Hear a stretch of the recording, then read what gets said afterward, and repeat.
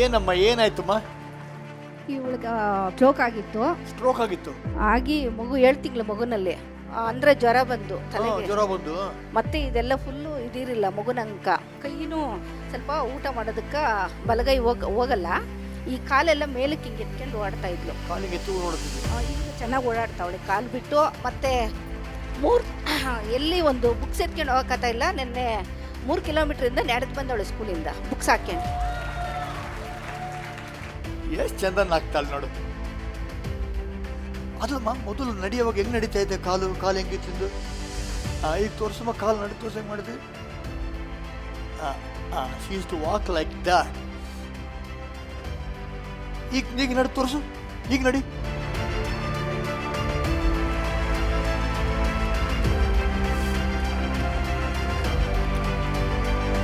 ವಾ come on people, give the lord a clap.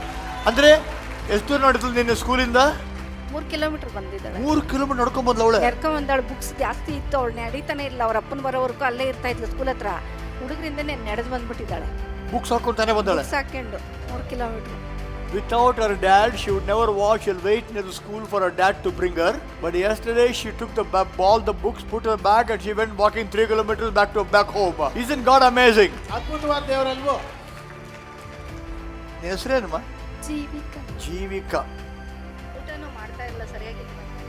ಊಟ ಮಾಡ್ತಾಳೆ. ಮೊದಲು ಊಟ ಮಾಡ್ತಿದ್ದಿಲ್ಲ ಸರಿಯಾಗಿ ಮಾಡ್ತಾ ಇಲ್ಲ. ಹೊಟ್ಟೆಗೆ ಊಟ ಮಾಡ್ತಾ ಇಲ್ಲ.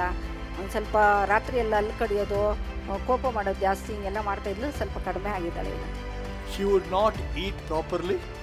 ಸರಿಯಾಗಿ ಊಟ ಮಾಡ್ತಾ ಇರಲಿಲ್ಲ. So ठीक से खाना भी नहीं खा रही थी. Now she's eating properly. ಚೆನ್ನಾಗಿ ತಿಂತಾ ಇದ್ದಾಳೆ. And she is now enjoying her life. ತನ್ನ ಜೀವನವನ್ನ ಈಗ ಸಂತೋಷಿಸ್ತಾ ಇದ್ದಾಳೆ. Hallelujah.